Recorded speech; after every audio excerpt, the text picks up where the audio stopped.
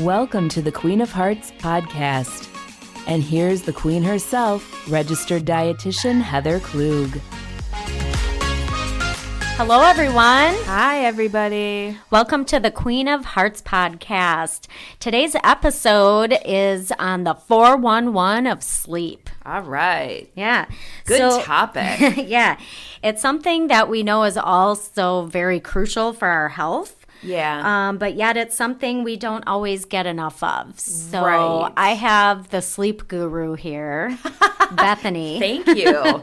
I don't think anybody who knows me would ever refer to me as that, knowing my history with sleep. So, Yeah, but you've gotten yourself into a really good routine, which you're going to share with us. Yes. But, we thought this would be a really good topic right now to talk about with everything that's kind of going on in the world. Because with all the stress and anxiety and uncertainty, it's kind of throwing everything upside down, right? just a little, yeah. Yeah, and it might be affecting people's sleep. Yeah, definitely.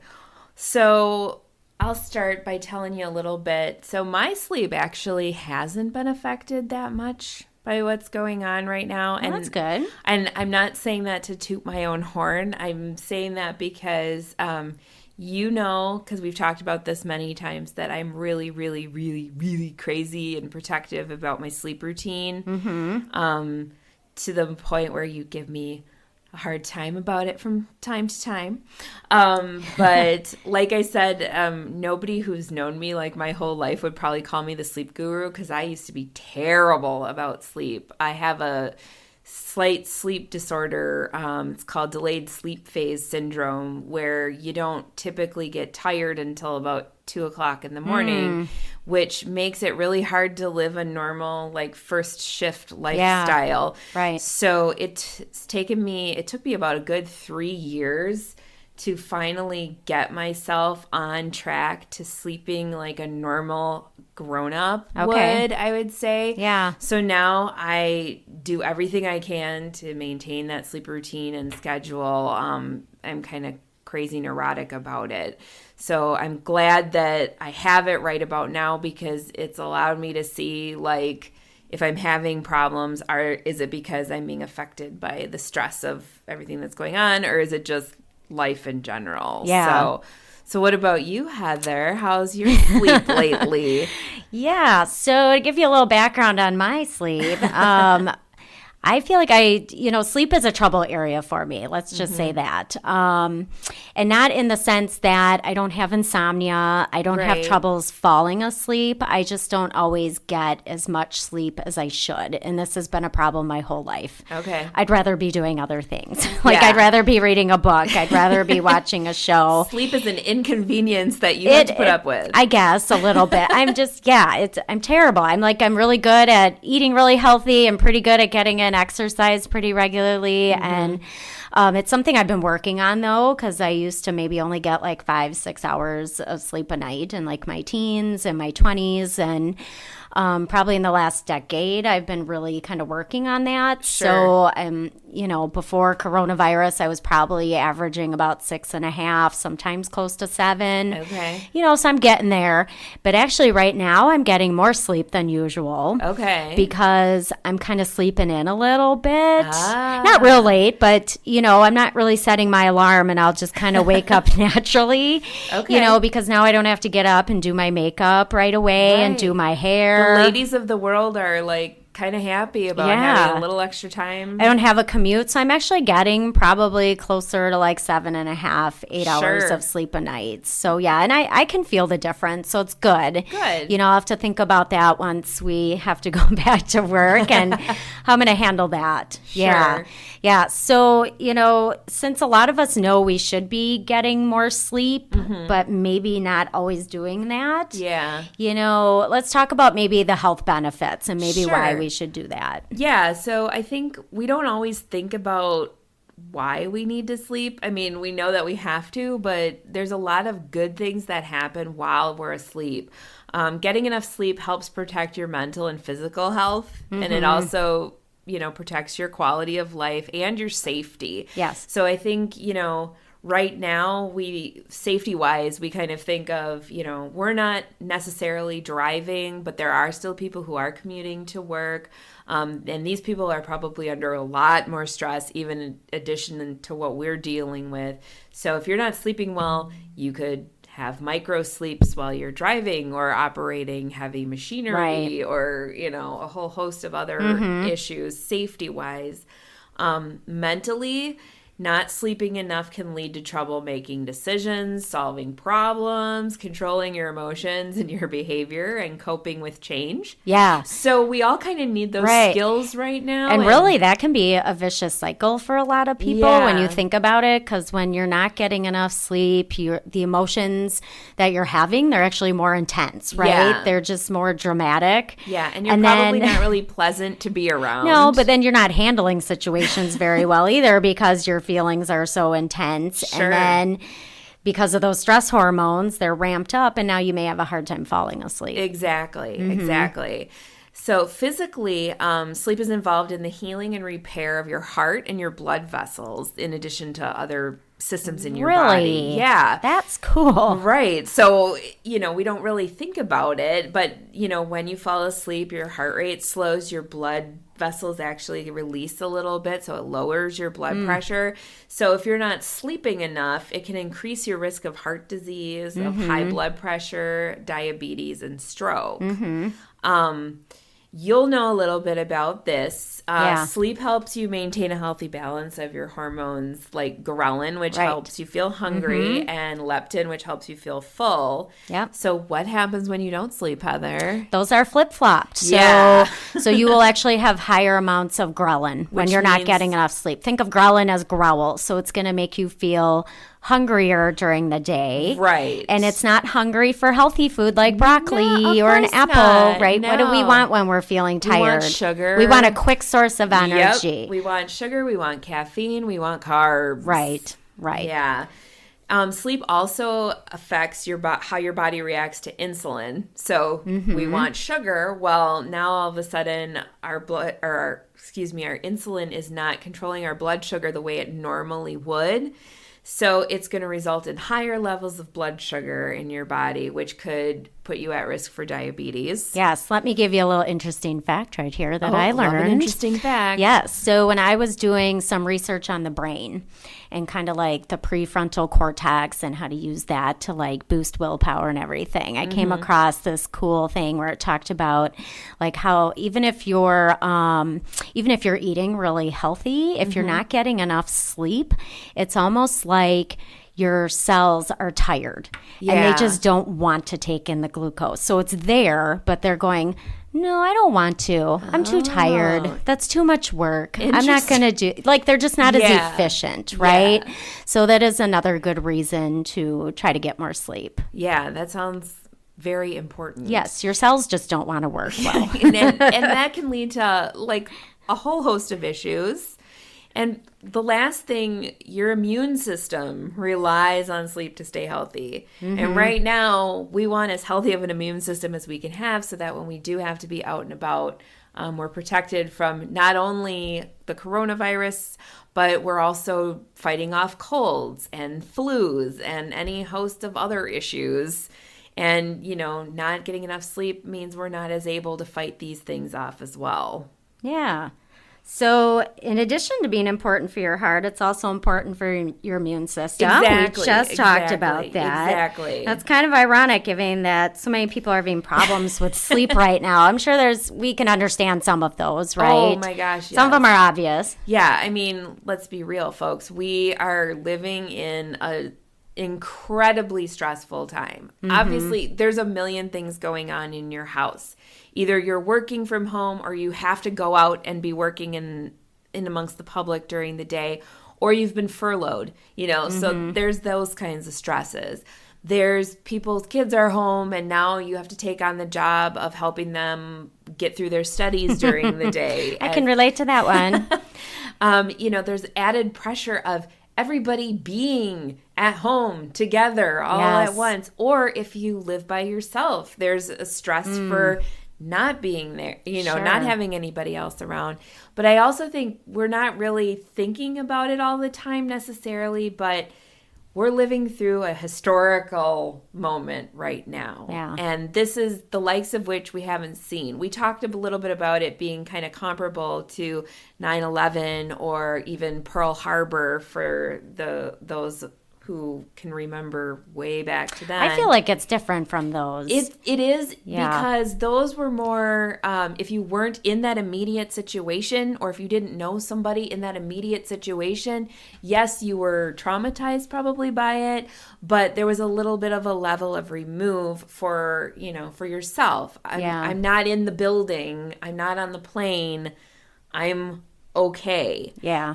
Here we have a level of uncertainty where we don't know if we're going to get it, and that can be very stressful to deal with, whether it's in the forefront of your mind or whether it's in the back of your mind as you're going about your daily business. Right. And what ends up happening is when we're stressed on the level that we kind of all are right now, our brains are flooded with neurotransmitters and chemicals like adrenaline and epinephrine, and this can mess with our sleep. It can make us not able to fall asleep. It can make us wake up in the middle of our sleep, or for those of us who actually do fall asleep, it can give you really vivid kind of crazy anxiety dreams or even nightmares for some people. Right. Yeah, well, I'd imagine there's other things going on, too, that are messing with people's sleep. Like, I can think of eating habits might be a little different right now. Oh, yeah. We're going to be doing a podcast on, like, snacking. Yes, exactly. During this time. Yeah, and not even the food you eat, but when you're eating. I think, people now we're at home during the day and we have food all the time. If you're a snacker, you're grabbing stuff here and there, people probably aren't spending as much time outside if the weather's not good. That can mess with your circadian rhythms. Being socially distant from people, really, we're finding out kind of as we go that being so removed from other people can have profound effects on us in lots of different ways. It's kind of, we don't have the connections that we normally have during the day. And that can, like I said, kind of mess with us. People are also, like you said, going to bed later, getting up later. There's just all kinds of disruption. Even our routines are different routines than we used to have. Yeah. Okay. So there's all these things that are maybe messing with our sleep or disrupting our sleep cycle. And since you've worked really hard to kind of get to a good place and establish a good sleep schedule, would you mind sharing with us some good tips, some things that maybe you did that might help people out there? Of course. You're not going to like me for saying some of the things that I'm going to tell you. You're going to tell me I have to go to bed at a consistent time and wake up at the same time, aren't you? Yeah, I am. I'm sorry. There are things that you can do, but you have to be really regimented about them. First thing, you're going to want to be aware of what you're eating and drinking and when you're eating and drinking. So things like caffeine, things like sugar, things like chocolate, things like alcohol, all of these things can affect your sleep. Fun fact, caffeine stays in your system for 8 hours on average after you've drank it. And this is something that I learned for myself. Once I hit a certain age, I think it was probably my late 30s, caffeine started affecting me way more than it did when I was in my teens and 20s. Okay. So I will have my last caffeinated beverage during the week, like on, when I have to get up and go to work. I will have it at lunch, and that is it. Okay. That's a good general rule, I think, for most people. That, to me, also comes down to those sneaky little bits of caffeine, including chocolate. So if I want to have a dessert with my dinner a little later in the evening, I can't have chocolate in it because that'll mess with my sleep. Bummer. I also, alcohol for me, I enjoy having a cocktail here and there, but alcohol is one of those things where I weigh, am I willing to give up a good night's sleep because I want to have a couple of drinks? Most of the time, it's a no. If a few days ago was my wedding anniversary and I had some champagne and I did not sleep well that night. Yeah, I think a lot of people think alcohol will help them fall asleep, and it might. Yes. But then you're not getting good quality of sleep. You're actually going to be waking up more. And you don't get that nice, deep, restorative sleep that you want. So also make sure your bed is only for sleeping and sex. Okay. Okay, so don't bring your laptop into bed. Don't play video games. I don't know people who do, but okay. You know, those are kind of things, keep them out of your room because you'll start consciously or unconsciously associating the stress of those kinds of things with your bedroom. Yeah, no, that's good. And then get yourself into a routine. My routine starts at about 10 o'clock. I usually go to bed at about 11:30. And my routine is I wash my face, brush my teeth, get into bed, watch my show, have my little downtime with my husband. The TV goes off at 11 and I read for a half an hour or until I feel tired. Mm-hmm. I've also, for myself, this is what works, I've banished clocks from my bedroom. So I don't necessarily know what time it is when I stop reading. I try to stop reading when I'm tired. Okay. And then if I wake up in the middle of the night, I don't look at the time. Okay. Because I'm one of those people where if I do wake up in the middle of the night, I'm like, if I fall asleep now, I'll get 4 hours of sleep. You know, it's just not a good game for me. Okay. So, what about other tips for people that wake up in the middle of the night? Well, if you wake up in the middle of the night, the first thing you should do is get out of bed. Because if you lay there, I mean, my dad used to tell me that you just lay there and close your eyes and you'll rest. It doesn't work. I mean, let's be honest. Yeah. You're better off just getting up, getting out of bed, go do something dull. Fold socks, read a boring book, you know, like be out of the room, keep the lights dim so you're not fully awake so that your body, you know, kind of resets itself and realizes, okay, we're calming down. We're going to try to fall asleep. Sometimes what works for me is just switching the venue. I'll get out of my bed. I'll go in my office. My dog I have a single size bed in my office where my dog sleeps, and I just move him over and I sleep next to him. Nice. You know, if you have a couch in the other room, that can work too. Sometimes all it is getting yourself out of the headspace of the pressure of being in bed and falling asleep. Okay, those are some good tips. So we've talked about tips to get enough sleep. What about for the people that are getting too much sleep? Yeah, and I know people don't tend to think of it like that. You know, it can't be too much of a good thing. But, you know, in this case there can, because for a lot of people, sometimes sleeping too much is a signal that you're not feeling mentally well. You might be heading off into a depression. So, you know, be aware of if you're sleeping more than normal, is it because of something that's happening right now? Like, did you not sleep well the night before, so you slept an extra hour? Or is it, you know, you're kind of feeling like it's harder to get out of bed during the day, or you're having other issues like you're eating too much, or you're not eating enough, or you're not finding pleasure in the things you used to do that made you happy. And if that's the case, you know, you want to reach out to your healthcare professional and say, hey, this is what's going on. They'll be able to help you out, maybe do an evaluation for you, so you can see if further treatment is warranted. Okay. Well, wonderful. Thank you for giving us the 411 on sleep. Well, I hope it helps. A lot of helpful tips. Yes. I hope it helps. I hope to find everybody is sleeping a lot calmer and a lot easier through all of this. Yeah. Especially you, Heather. Yes. I'm working on it. I'm a work in progress, just like everybody else. Exactly. All right. Well, thanks for joining us. Thanks for listening in, everybody. And as we say every time, be the ruler of your own heart. Bye-bye. Bye. Thank you for joining us on the Queen of Hearts podcast. Our podcast is recorded here at the Karen Yance Women's Cardiac Awareness Center inside Aurora St. Luke's Medical Center in Milwaukee, Wisconsin. For more heart-healthy tips, info, recipes, and more, visit our website at www.karenyancecenter.org. Like us on Facebook at Karen Yance Center, and follow us on Pinterest. If you like what you hear, subscribe to our show and be sure to tell your friends. Until next time, ladies, be ruler of your own heart.